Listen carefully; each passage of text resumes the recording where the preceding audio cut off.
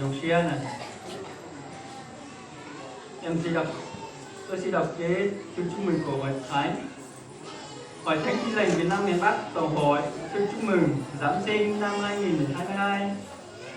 Nhân dịp đại lễ kỷ niệm mừng Chúa Giêsu Giáng sinh và đón năm mới 2022, thay cho thường trực Ban trị sự Tổng hội Hội Thánh Tin Lành Việt Nam miền Bắc, tôi gửi tới toàn thể quý vị ủy viên Tổng hội, các mục sư nhậm chức truyền đạo, các giáo sư trường Kinh Thánh Thần học Hà Nội, mục sư truyền đạo trí sư, quả phụ mục sư truyền đạo chủ nhiệm, chất sự cùng toàn thể con dân Chúa.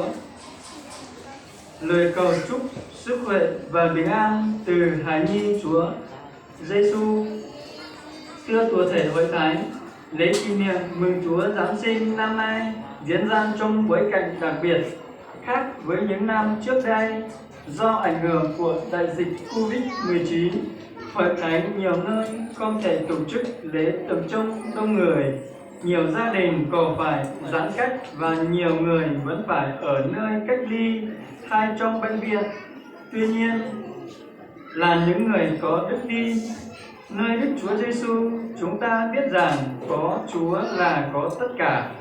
Chỉ ở trong đền Christ, loài người mới nhận được sự sống, bình an và hy vọng ngay giữa một thế giới luôn biến động và bất an. Chính Chúa Giêsu đã phá ta để sự bình an lại cho các ngươi. Ta ban sự bình an ta cho các ngươi. Ta cho các ngươi sự bình an, chả phải như thế gian cho.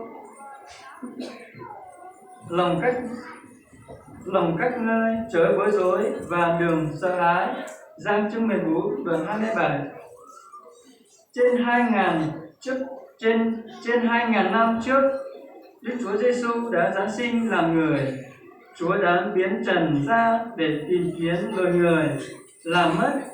Chúa đã chết trên thập tự giá để gánh thay ắt phạt tội lỗi cho nhân loại.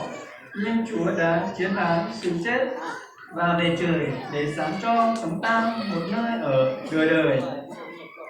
Với chủ đề mùa Giáng sinh năm nay là Đức Chúa Trời ở cùng chúng ta, ngược trên lời Chúa trong Kinh Thánh chép rằng: này, một cái đồng trinh sẽ chịu thai và sinh một con trai, rồi người ta sẽ đặt tên con trai đó là Emmanuel, nghĩa là Đức Chúa Trời ở cùng chúng ta. Matthew chương 1 đoạn 23. Lời Chúa truyền cho Joseph ngày xưa cũng cho chúng ta hôm nay. Có Chúa ở cùng chúng ta sẽ được bình an thay vì bất an, có hy vọng thay cho tuyệt vọng.